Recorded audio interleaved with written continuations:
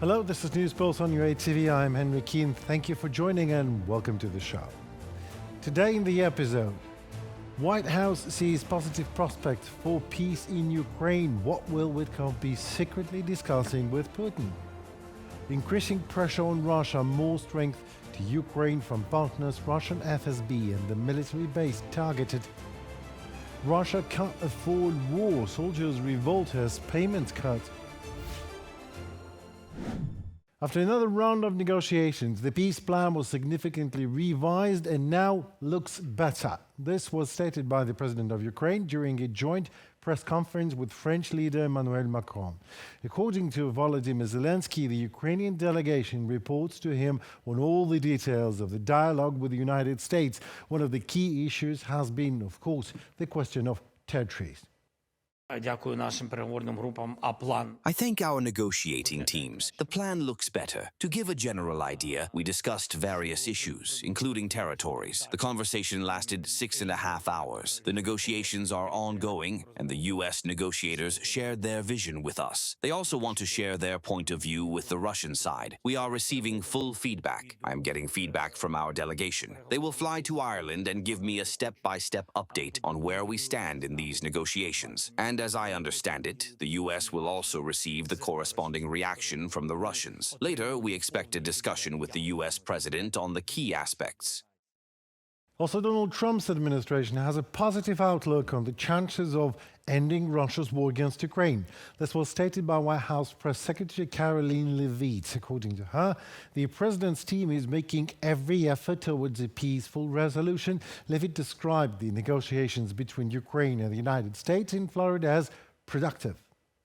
This is sort of the shuttle diplomacy that you've seen from this administration play out, where we speak equally with both sides. We've put points on paper. Those points have been very much refined, but as for the details, I will let the negotiators negotiate, but we do feel quite good, and we're hopeful that this war can finally come to an end. The Institute for the Study of War believes that Russian dictator Vladimir Putin will reject the conditions of the peace plan regarding Ukraine during his meeting with U.S. Special Representative Steve Witkoff today. The Kremlin is setting the terms to avoid publicly discussing the results of the U.S.-Russia meeting on December 2nd, possibly in order to obscure Russia's likely refusal of the peace proposal from the U.S. and Ukraine. The Institute Study of War believes this week is crucial for diplomacy. This was stated by EU High Representative for Foreign Affairs and Security Policy Kaja Kallas ahead of the meeting of EU defense ministers. According to her, it is necessary to strengthen Ukraine's position as much as possible and to increase pressure on Russia. I'm afraid that all the pressure will be put on the victim, which is that Ukraine has to make concessions and obligations. Whereas, in order to have peace, we shouldn't lose focus that it's actually Russia who has started this war, and Russia that is continuing this war, and Russia that is really targeting civilian infrastructure every single day to cause as much damage as possible. So yes, I'm afraid that all the pressure will be put on the weaker side, because that is the easier way to stop this war when Ukraine surrenders. But this is not in anybody's interest, not in the interest of Ukraine, not in the interest of European Union, also not in the interest of the global overall security.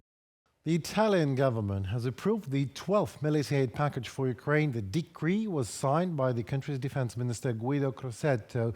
The document authorizes the transfer of vehicles, materials and military equipment for Kyiv. The list is contained in a classified document prepared by the General Staff of the Italian Armed Forces. Its contents, as in previous cases, have not been published for security reasons. It should be noted, however, that since the start of the full-scale invasion, the Meloni government has sent Ukraine 11 military aid packages totaling around €3 billion. Strengthening Ukraine's air defense was discussed by NATO Secretary General Mark Rutte and Ukraine's Defense Minister Denis Shmyhal. Their meeting took place yesterday in Brussels, and the parties also discussed the situation on the front lines and the priority needs of Ukrainian armed forces, Shmyhal reported in social media. Key issue: strengthening air defense. To counter Russian missile and drone attacks, additional systems are needed, as well as the missiles for them. Special attention was also given to the role of the Pearl Initiative, which is critical for stable supplies. It was emphasized that Ukraine continues to adapt its defense sector to NATO standards and principles, and to implement joint projects with partners. Denis Shmyhal, Minister of Defense of Ukraine, on Telegram.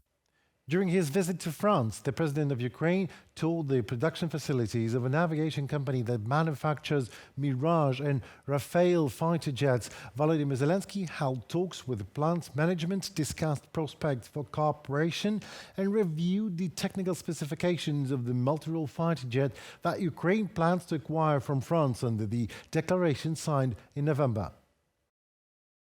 At night, assault drones attacked a military location in Chechnya, in Russia. Local residents report that the attack damaged the FSB, that is Federal Security Service, building, and also targeted the Akhmat unit's base in Gudermes. The Akhmat Battalion is a collective name for several military and police units based in the Chechen Republic and under the direct control of Chechen leader Ramzan Kadyrov. Formerly, most of these units are part of the Russian Ministry of Internal Affairs of the National Guard. The Akhmat units actively participate in the full-scale war against Ukraine, carrying out combat operations as well as blocking and propaganda activities. That is exactly how the Second Army of the world, the Russian army, has always fought, by literally bombarding the enemy with its secret weapon, Russian soldiers' dead bodies.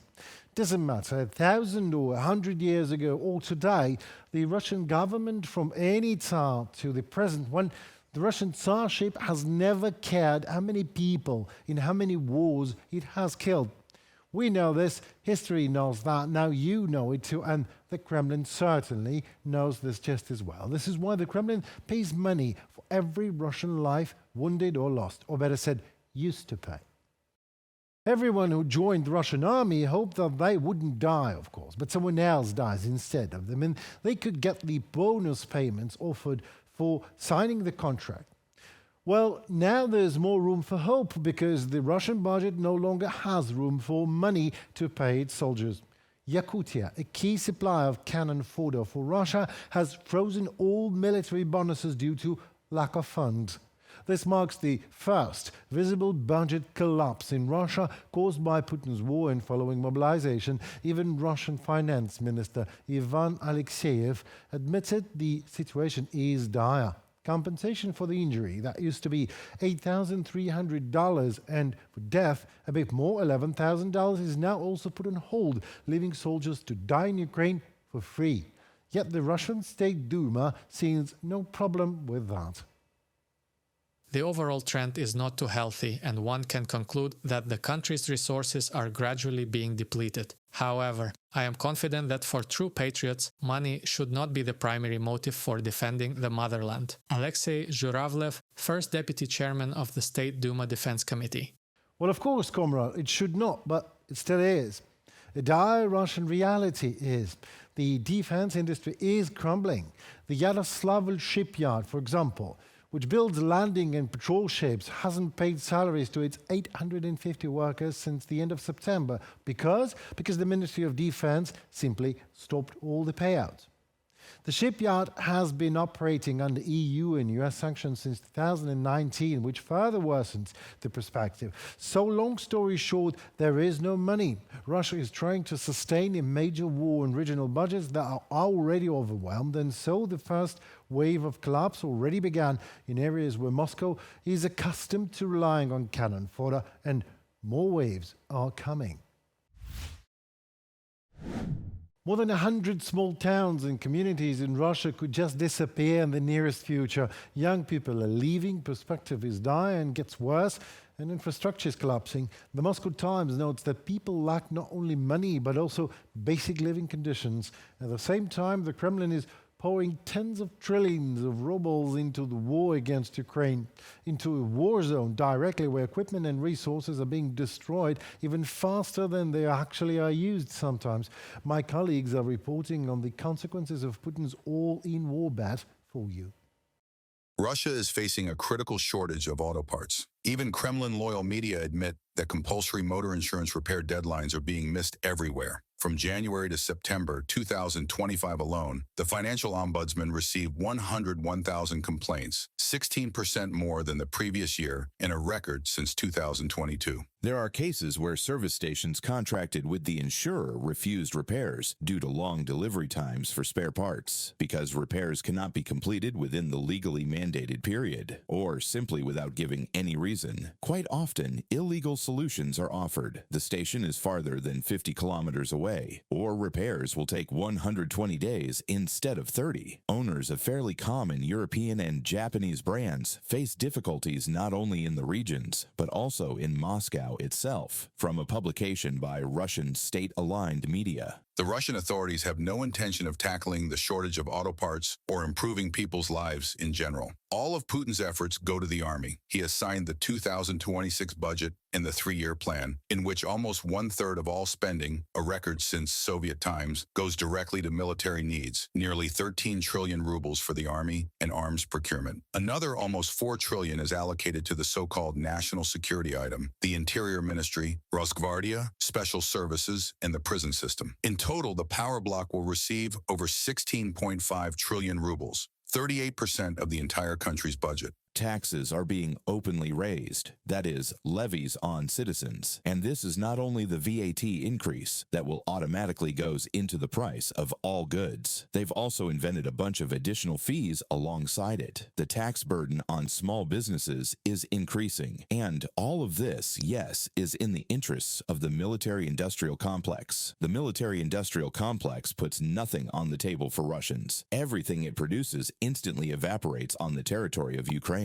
While the Kremlin not only extends but increases military spending, Russia's social sphere is sinking deeper. According to calculations by the Siberia Reali project, 1 day of the war against Ukraine costs about 30 billion rubles, the annual budget of an average Russian city. Meanwhile, 1 in 20 schools in the country has no heating, running water, or even indoor toilets. The worst situation is in Murmansk region. There, up to 77% of school buildings need major repairs. In Kirov region, 69%, and in Karelia, 65%. The paradox is that 1 day of combat costs the Russian budget 160 times more than building a new rural school for 200 to 300 students, the project concludes.